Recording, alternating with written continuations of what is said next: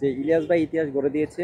বিষয়টা হলো ৮ লক্ষ লোক একই সাথে লাইভে ছিল। মেজর ডালিমকে আমরা ছোটবেলা থেকেই শুনছি মেজর ডালিম, মেজর ডালিম।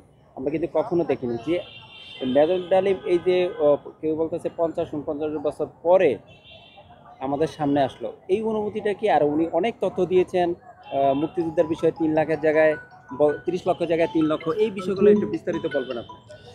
৫৩ বছরের হিসাব নিকাশ একদিনে উপস্থাপন করেছেন, বিষয়টা অত্যন্ত চমকপ্রদ ছিল। আর ইলিয়াস ভাইয়ের সাংবাদিকতা এটা আমাদের প্রত্যাশার চেয়ে অনেক উপরে। অনেক বড় বড় সাংবাদিক থাকতে পারে, অনেক সাংবাদিকতা নিয়ে পড়াশোনা করতে পারে, রিসার্চ গবেষণা অনেক কিছু হতে পারে, বাট ইলিয়াস ভাই একটু অন্যরকমভাবে দেখায় দিচ্ছেন যে সাংবাদিকতা আসলে কি। যা সাংবাদিকতায় সবাই আবার তার উপর গবেষণা করতে হচ্ছে। তো এটা খুব ভালো লাগা, আমাদের গর্বের জায়গা ইলিয়াস ভাই। আর হলো মুক্তিযোদ্ধার মুক্তিযুদ্ধের শহীদের সংখ্যা নিয়ে যেটা ৩০ লাখ শহীদ, তো ৩০ লাখ শহীদ হইলে ৩০ লাখে আপনারা আমাদের ৪,৫০০ ইউনিয়ন দিয়ে ভাগ দেন, ৬৫০-এর উপরে হয়। তার মানে প্রত্যেক ইউনিয়নে ৬৫০ জন করে মারা গেছে গড়ে। এবার আপনি বলেন সাংবাদিক ভাই, আপনার ইউনিয়নে কতজন মারা গেছে? ৬৫০ জন মারা গেছে। আমার ইউনিয়নে তো আমি ১০-১২ জনের উপর খুঁজেই পাই না।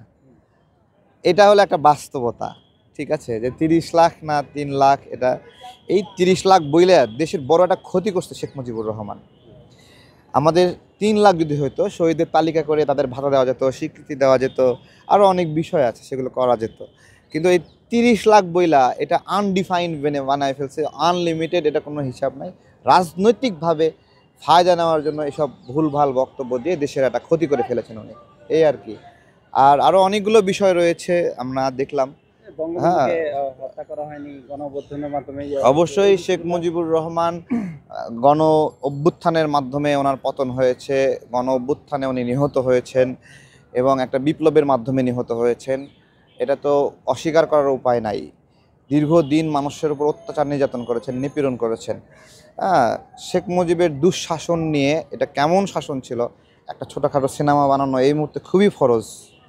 দেখা যেত যে কীভাবে মানুষ না খেয়ে থাকলো, কীভাবে কুকুর এবং মানুষ ডাস্টবিনে বসে আছে একটু খাবার খোঁজার জন্য। এইটা যে কি ভয়ঙ্কর চিত্র, এটা তো এখনও আসেনি। এগুলো নিয়ে সিনেমা হওয়া দরকার, যে কীরকম শেখ কামাল কেমন মানে হলো লুটতরাজকারী ছিল, ব্যাংক ডাকাত ছিল, এগুলো তো প্রকাশ হয়নি এখনও। সিনেমাটিক স্টাইলে এগুলো প্রকাশ করলে দেখা যাবে। যাই হোক, তারপরেও এগুলো সূচনা হলো, ডালিম সাহেবের বক্তব্যের মাধ্যমে সূচনা হলো। অনেকে বলতেছে এটা মেজর ডালিম না, মেজর ডালিমের এইটা কি বলবো? ও মেজর ডালিম না, ওকে বাজার থেকে ৩ কেজি ডালিম নিয়ে এসে বাজারে খাইতে বলেন, ওটা হলো আসল ডালিম, ঠিক আছে।